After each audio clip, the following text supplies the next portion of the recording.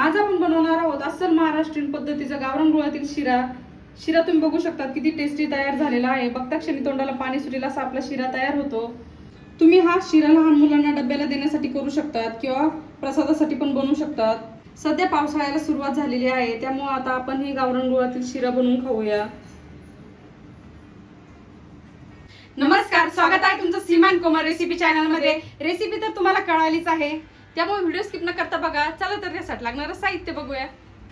गुळातील शिरा बनवण्यासाठी लागणारं साहित्य इथे मी 1.5 कप बारीक रवा घेतलेला आहे. तुम्ही जाड किंवा बारीक कुठलाही रवा घेऊ शकतात. इथे रवा स्वच्छ निवडून घ्यायचा आहे आपल्याला.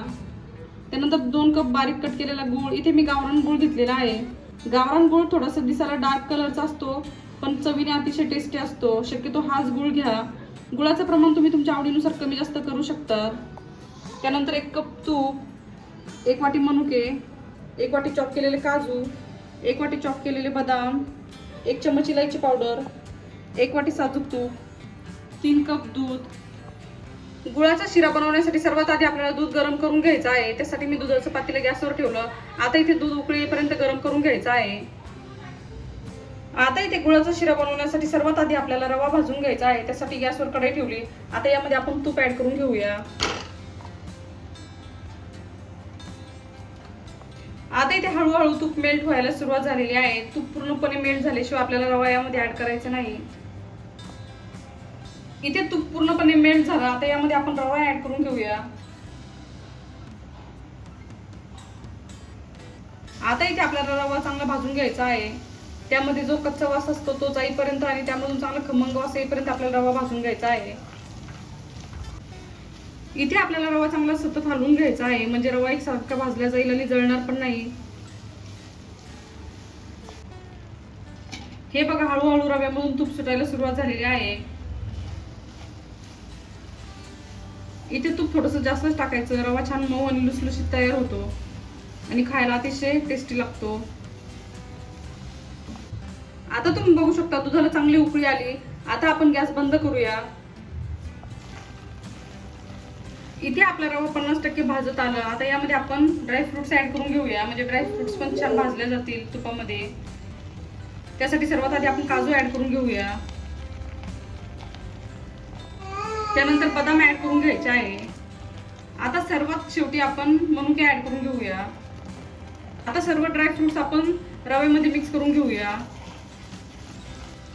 इथे रव्यामध्ये ड्रायफ्रुट्स टाकायचं हेच कारण आहे की ड्रायफ्रुट्स पण चांगले भाजले जातात तुपामध्ये आणि रवा पण छान भाजला जातो. तुम्हाला हवं असेल तुम्ही साईडला पण ड्रायफ्रुट्स परतून घेऊ शकतात तुपामध्ये आणि त्यानंतर ते शिऱ्यामध्ये ऍड करून घेऊ शकता.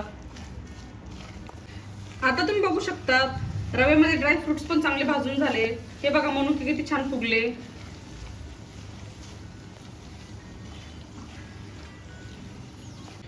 आता इथे रवा पण भाजून झाला. तुम्ही बघू शकता रव्याचा हलकासा ब्राऊन कलर झालेला आहे.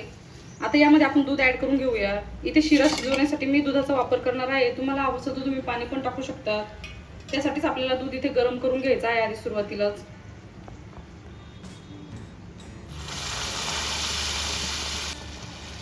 हे बघा, दूध गरम असल्यामुळे आपला शिरा पण लवकर शिजतो आणि टेस्ट पण छान येते. दुधावर आलेली साय पण टाकून द्यायची आपल्याला. आता आपण शिरा चांगला मिक्स करून घेऊया दुधामध्ये.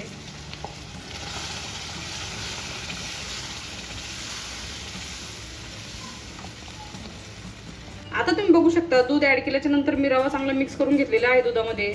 रवा छान सॉफ्ट होईपर्यंत शिजलेला आहे. आता यामध्ये आपण इलायची पावडर ऍड करून घेऊया.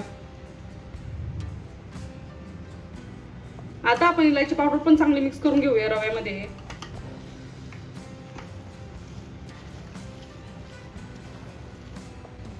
इथे इलायची पावडर चांगली मिक्स करून घेतली. आता यामध्ये आपण गूळ ऍड करून घेऊया. आता आपण रव्यामध्ये गूळ मिक्स करून घेऊया.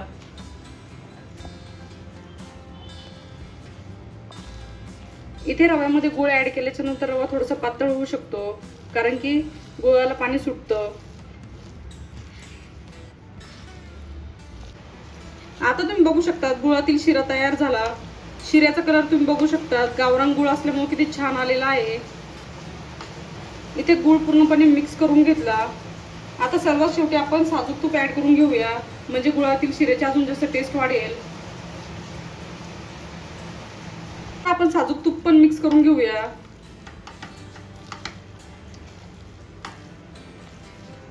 आता इथे गावरान गुळातील शिरा तयार झालेला आहे. आता हा शिरा आपण केळीच्या पानावर सर्व करणार आहोत.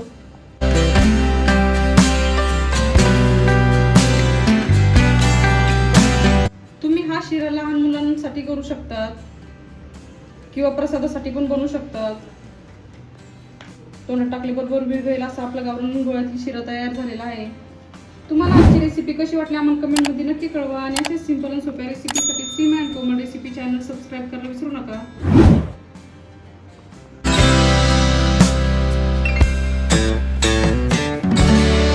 मस्तपैकी गरमागरम गावरान गुळातील शिरा तयार झालेला आहे.